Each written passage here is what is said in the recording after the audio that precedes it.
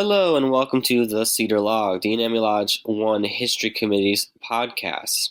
This week we have an interview with Mark Reeves. Mark Reeves was a member of Delmont Lodge 43 in his youth. He was on the merger committee between Delmont Lodge and Unami Lodge during the council merger.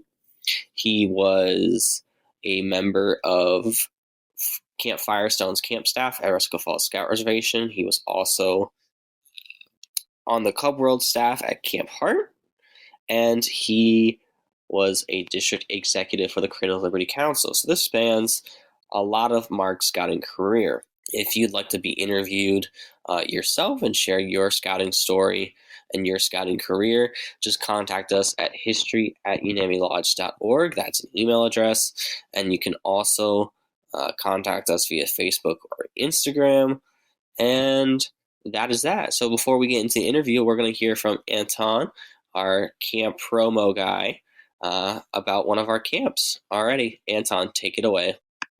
So, Anton, tell me about camp. We're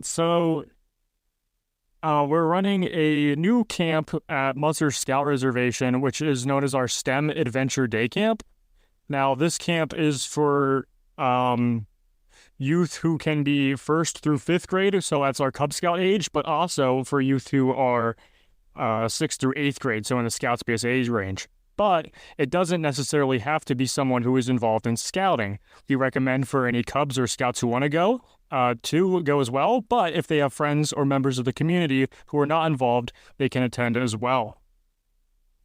This camp is, like I said, at Musser Scout Reservation at our Camp Garrison facilities, and it is all focused around STEM. So, rockets, weather, robots, all sorts of things STEM-based. The starting price is $370 per week, but there is a rate if you're signed up with Scouts, either would be a Cub Scout pack of $325. For our older youth, it's a little pricier at $385, but the Scout rate would be $340. We're running 6 weeks of program, our first week starting June 24th, and then our last week ends on August 2nd. It's a really great opportunity for Scouts to get the camp. It's not a resident camp, but if it's something easier for parents to have their Scouts attend, I highly recommend it. And with those prices, there is also the option of transportation included, which would be busing. So that's a little bit about our STEM Adventure Day camp. So what made you even apply to be a district executive? So, like I said, 2002 was my last year at Firestone because I was going into my final year of grad school. And at 2003 to 2006, I was working at Walt Disney World. And I was doing operations kind of work, attractions, basically spieling attraction type of work. I was doing some labor operations kind of work, kind of helping them run their operation in one of the theme parks. And I wanted to be in the entertainment side of things, and I just wasn't finding my way into the entertainment side of things at the rate or the speed at which I was hoping to after 3 years. And I had gotten a message from John Aros, who was a district executive, became the one of the finance people at the council office. He was running Big Springs at the time that I was running Firestone. And he said, you know what, we've got an opening, Constellation, your home district, for a district executive position if you're interested. And I said, I might be interested. Sure. Yeah, why not? Yeah. Let's just, and he's like, okay, cool. I'm gonna have Cheryl Caton give you a call, Director of Field Service, and expect that the next day or two. So sure enough, Cheryl gave me a call, and the whole conversation was maybe 30 to 45 minutes, and it felt just like that, a conversation. It did not have your general interview types of questions. And it confused me because at the end, Cheryl said, well, if you're interested, I got a contract for you. And so I said, well, let me check with the wife and get back to you. So I did check with Becky, my wife, and ended up going up there in 2006 to be the district executive for Constellation. And at that point where I got to be involved with the planning for the Cub World Family Day. But then once the fall hit, I ended up having some mental health challenges, which made me have to basically step aside. And so I basically ended up being a middle school aide at Radnor Middle School, just down the road from the council office. And after I'd be done with my job responsibilities there, I'd head to the council office, and Cheryl and I would be brainstorming different things for Cub World Camp. Still with the plan of me being the program director for that camp, which I ended up doing. And then right at the end of that summer, Nick LaValle, who was the Continental District Executive, decided to move on to other opportunities. And so they said, hey, do you want to be the Continental District Executive? So I said, sure, I'll go ahead and do that. And I did that till October 2008 when I left to start a theater company in Columbus, Ohio. It was right during the economic crisis, which I ignored because I had exceeded my financial fundraising goals in Continental.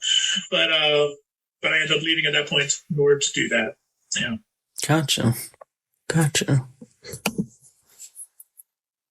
So, kind of talked about what districts you served. It's funny that you served Constellation, because that's the district I serve now. I serve Baden-Powell, Constellation, and Minquist. But I have two. I have my boss and I have my coworker, Aaron Munson, who also works at Hart. So his name might ring a bell, might not. Yeah, name is familiar, yeah. And my boss, Ryan Martin. But yeah, so we kind of talked about the districts you serve. It seems I'm going to assume that Cub World was your favorite part of the job, or just interacting with the program elements or interacting with the scouts was your favorite part of the job. But I don't want to speak for you. Any time that you're working with the youth is a bonus, because when push comes to shove, that's what we're there for. But the people of the district, fantastic people. Again, that's the favorite part of the job. It's that camp staff. It's the people. Some people I didn't mention. Antonio McCall, who I got to work with at camp. Brian Bauer. So many people. John Bowman, David Mancinelli, Daniel Copeland Block, Evan Dempster, Tim Gonzalez, Andy Hoffman, as you had mentioned. All these people that were just core members of that group. I'd be remiss if I didn't mention another guy that we had on our staff, Roger Hubbs. Now, Roger was not a scout, and on the day of his interview, it was going to be an interview at the Valley Forge office. He was from Philadelphia. He couldn't find a ride to the office, so he actually walked from Philadelphia to Valley Forge for his interview. Yeah, and I was not there at that interview. So at that time, with Nick running, being the camp director, and Cindy being the commissioner, and me being the program director, we were hiring our own staffs. So I was hiring all the program people. Cindy was hiring all the customer service type of people, and Nick was hiring all the service basically type of people, and training posts and things of that nature. And they had this guy, Roger. They didn't have a spot for him on either of theirs, but he had on his resume, he had been a professional pirate before. So he basically acted as a pirate for some weird extravaganza. And they're like, we think you need to hire this guy. And I was like, okay, I'm sold. Professional pirate? Yeah, take him. He'll run our BB range. Perfect. We'll be good. Roger, he eventually wrote 2 books that actually did very well, Ghost Man and Vanishing Games. Ghost Man was optioned to be made into a film.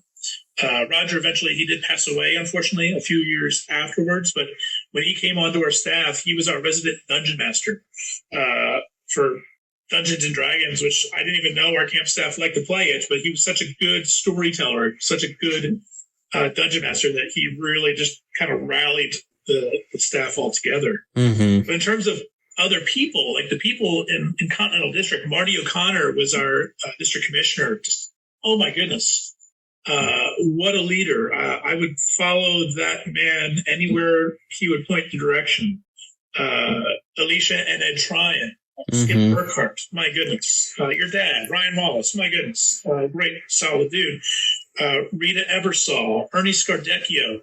Yes. The late Kevin Lawler, the late Rob Robinson, just amazing leaders that I just thoroughly enjoyed just being in their company. Even if it wasn't about scouting, just being able to shoot the breeze after a meeting was always fun. But also our professional staff, Cheryl's rock stars. I mean, that's what we were kind of dubbed as, we're the rock stars of the council. Everybody was ready to step up to the plate to get the job done. And that started at Bill Dwyer. That went to Cheryl Keaton. That went to Nick and Cindy. But Joey Rogers, Sarah Tintition, or Herman now, Joss Diaz, Tamanika Robinson, Nikki Bailey, Sean Friedland, Sean Gallagher, Chris Tomlin, Brad Carisco. These were all really solid DEs and finance staff and of course executives, scout executives, certainly. But even just be able to be at meetings with Mark Chaluti, and just knowing his background and his scouting experience was amazing. The late Steve Ranjo, who when I was running Firestone, he was running TI, and we got to meet at a lot of times at National Camping School and then at other kind of meetings. And he was always a friendly presence, always welcomed me in. I felt like I was just the Firestone guy. We felt like the redhead stepchildren of the council. He'd be like, "No, man, you're a program director. I'm a program director. Get up here and be proud of what you do." It was a terrible loss, as everyone knows. When we lost Steve, I was absolutely heartbroken when I heard about that. I was in Florida at the time.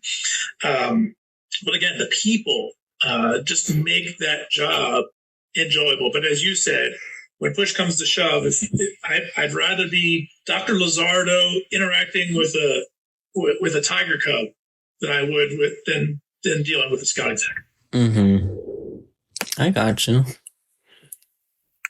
So I guess one of the final questions will be, what advice do you have for current DEs like myself, or just folks who want to work for the Scouts, be it on camp staff, be it as a DE, be it as whatever capacity?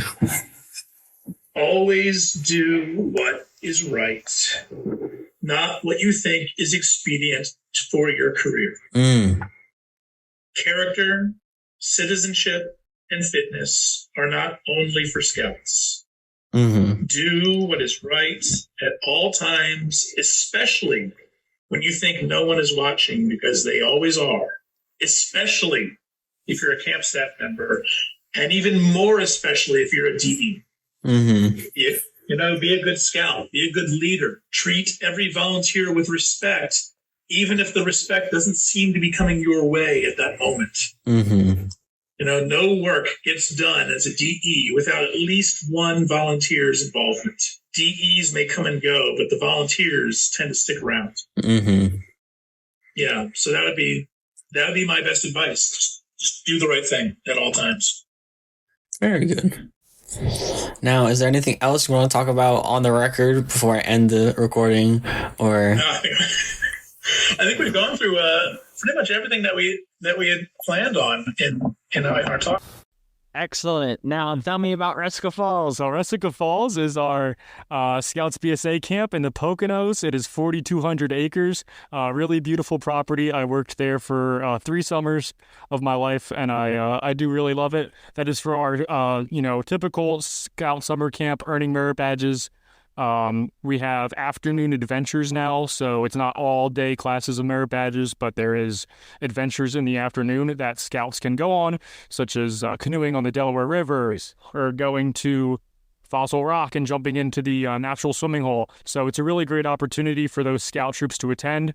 If you can't attend with your troop, there's options to go with our Provisional Troop 1, so you can go up and be put with other Scouts whose troops aren't attending Resica. There's also a couple high adventure opportunities at Resica for older Scouts, such as Fall and Run and Paddle-rama on the Delaware River. Excellent. Thank you, Anton.